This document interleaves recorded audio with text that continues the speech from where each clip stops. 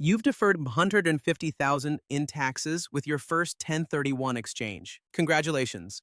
Now here's the problem. You've got 45 days to identify 3 properties, 180 days to close on one, a qualified intermediary holding your funds, and a title company asking for documents you sent 2 weeks ago but can't find. Most investors track all this in a spreadsheet, email threads, and sheer panic. There's a better way. Let me show you exactly how to run a 1031 exchange inside FlipMantis without losing your mind. You start by opening the 1031 exchange tracker. Hit New Exchange. Enter the property you just sold, that duplex in Austin that netted you $425,000. Your original purchase price, your closing date. The moment you hit Save, FlipMantis calculates your estimated capital gain and shows you the exact tax liability you're deferring. Not a guess. The actual number based on current rates. Here's where it gets useful. Your dashboard now shows 2 countdown clocks, days remaining for identification, days remaining for closing. Both tick down in real time from your sale date. You'll never miss a deadline because you forgot to check your calendar or miscounted business days. The math is always current. Now you're hunting for replacement properties. You find a fourplex in Dallas listed at $520,000. Add it to your exchange. Address, asking price, and which identification rule you're using. 3 property rule. The system keeps score for you. You spot another deal. A turnkey rental in San Antonio. Add it. That's 2 properties. Then, you find a third in Houston. Add it. Now you try to add a 4th property just to keep your options open. FlipMantis stops you. 3 property rule allows maximum 3 properties.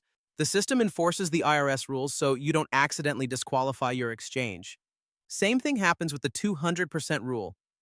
If you're identifying multiple properties and their combined value exceeds 200% of what you sold, you get a warning before you lock it in.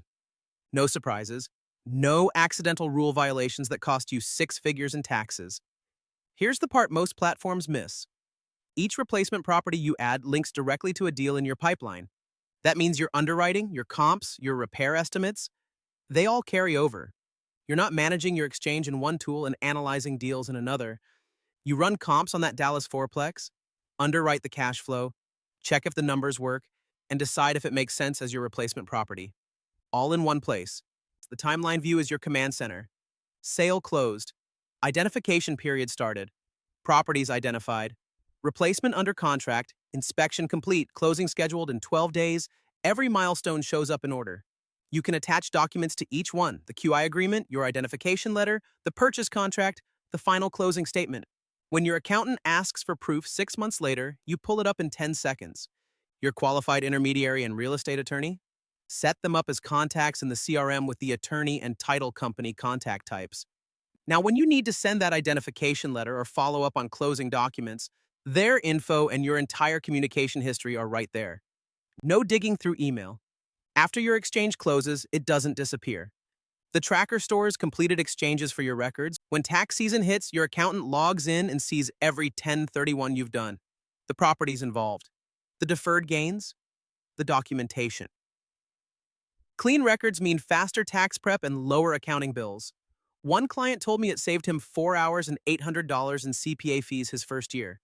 This is how you run exchanges like a professional operation instead of a frantic scramble. But even with perfect tracking, there are mistakes that kill deals and cost fortunes. Next lesson, we're covering the most common 1031 failures and exactly how to avoid them.